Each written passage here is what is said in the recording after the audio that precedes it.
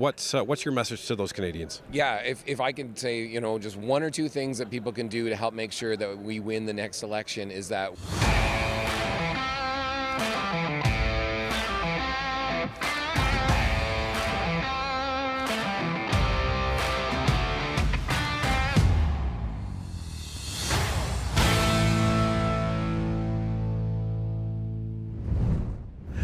Ladies and gentlemen, welcome back we're almost at the end of day 3 of Conservative Convention 2026, and we have with us here the amazing and the quick-witted Garnett Genuis. It's great to be here. Convention's been great, and I'm so pleased that we have the decisive 87.4% support for Pierre. I think if you look historically, that's a high watermark, even compared to other Conservative leaders that have gone on to do great things. So it shows that the party is united. It shows just clarity going forward as we go back to Ottawa and do our job, standing up for Canadians and especially trying to give voice to those who have been hurt by the bad economic policies of the government.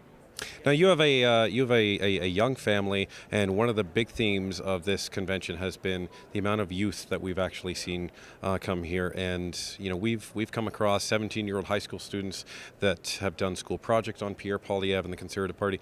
What have you noticed about this convention from a youth perspective that maybe you haven't in prior ones?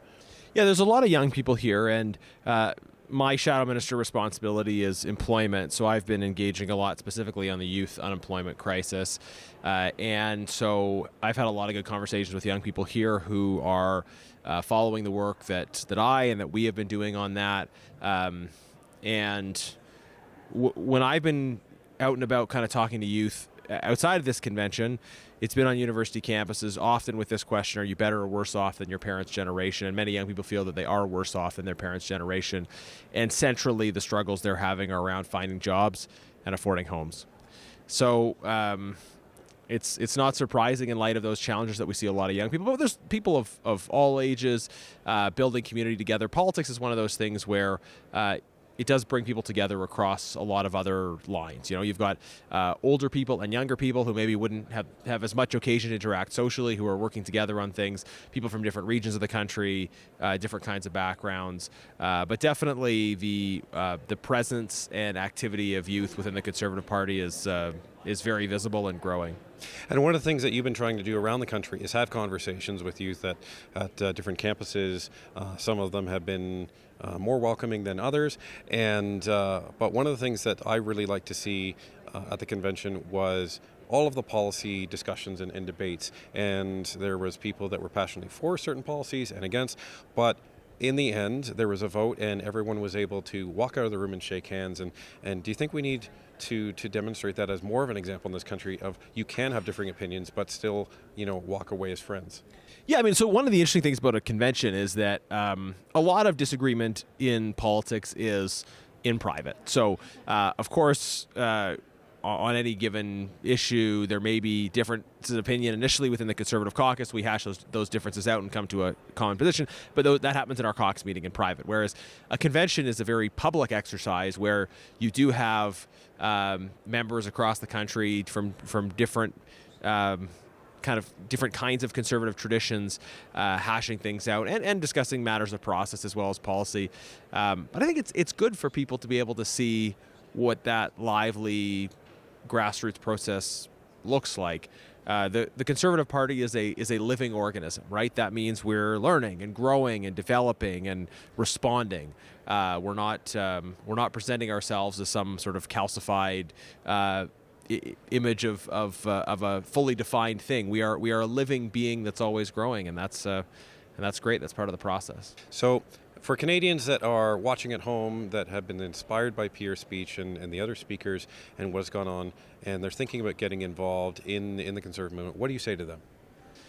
Yeah, look, there's so many different ways to get involved. At the Constitution sessions, a lot of the discussions around kind of the role of the riding association, the relationship between the riding association and the National Party. And this is assumed by people in politics, but maybe some of your viewers aren't as familiar with this, that in every single federal riding, whether it's held by a Conservative MP or not, there will be a riding association called an EDA.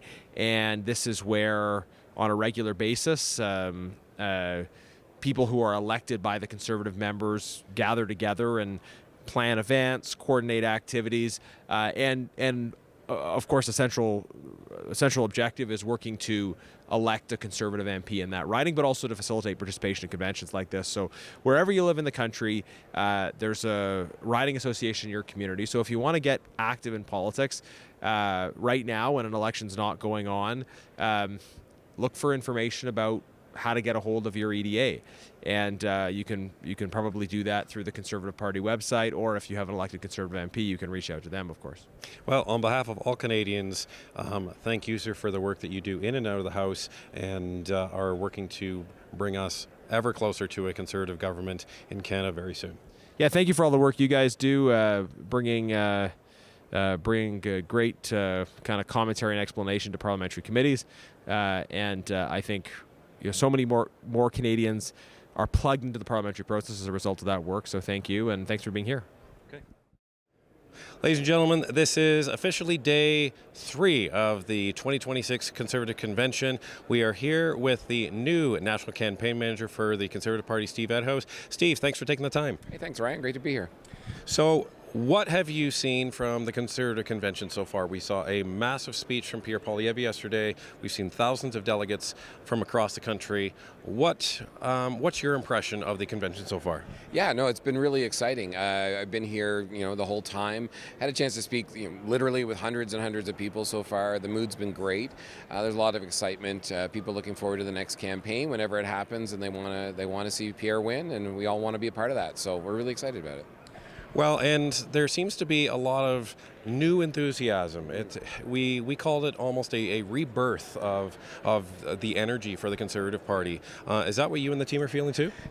It's been fantastic to see how many young people are here, and I remember when I was the young person in the room, once in my life. I'm not that now, and there's just so much energy and so many people who their future's on the line in this country, and they want to be a part of change, and they want to make sure that they have a future in this country. And so I think it's great that they're stepping in to be part of the democratic process.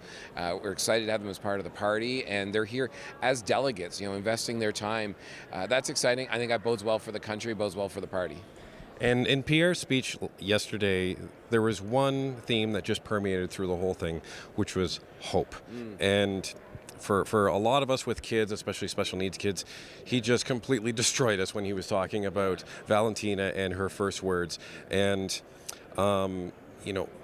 that was really symbolic for us, because as parents, when you have an autistic child who hasn't spoken yet, you are hoping upon hope every single day that today is going to be the day. So I think, that and all of the other messaging, that really resonates with Canadians. So I think we can say with some confidence that hope is the brand new direction to be emphasized on in the Conservative campaign going forward? Well, first, just to say to parents like you, and I know a bit about your journey, and certainly the leaders. I mean, the work that you do is it's more important than mostly anything, really, because I mean that family is so important, and investing in our children. And when there are challenges like that, I mean, you're truly heroes that are getting up every day and doing that. And sorry, I get a bit emotional about that, but it's so me too. Just focusing on the. But hope is such a big, important part of what we stand for as a party and what we stand for as Conservatives. Because, yes, I mean, when we have talked in the past about how Canada is broken, but implicit in that, and I think now we're making that message more clear, is that there is hope. Like, we can fix this. Like, we can work together. This is not something that's just on a track that is just going to just run its course, for infinity. It's that we can work together. We can make that change, and there is hope. And so, for someone like myself who has, young adult children that are, out there now and starting to kind of make their way in the world, and, to see the challenges, the cost of living through their eyes and so on, it's important that we get up and do that every day. But we do it in a hopeful way, because there is better that's possible. Now, in order to have hope, despite the thousands of people that are here, the party needs more help from people all across the country. And they need to get up, they need to volunteer for their local EDAs, and they need to volunteer for their local candidates, regardless of when they're confirmed. So what's your message to those Canadians? Yeah, if I can say, just one or two things that people can do to help make sure that we win the next election is that we, first of all, your vote is the most important thing, hands down. So get out to vote. Find others that, and I guess that goes to the next one, which is the volunteering side of that. Ideally, that's through a local candidate and a local campaign where you're out identifying people that agree with our message of hope, our message of change, that want to see cost of living dealt with, that want to deal with issues that are important here at home, and to identify those supporters and get them out to vote on Election Day. And some of that can be informal as well in our own networks and our, on social media and just family and friends who we know, and reminding them to get out to vote. Those are the most important things, because really it's apathy, and that can keep this going in the wrong direction, but also people are busy. They have kids, they have jobs, they have things that they do, and honestly, while I'm sitting around day after day thinking about that, we can well, there's so many people who are just they're seized with with what's going on the daily, and to have a friend remind them, hey, it's so important you get out to vote today, that increases the chances of us winning. Thank you for all the work of your team and all the work of all of you that are watching this in the future. You need to make time for the future, and the future is now. So, Steve, thanks a lot. Thanks, Ryan.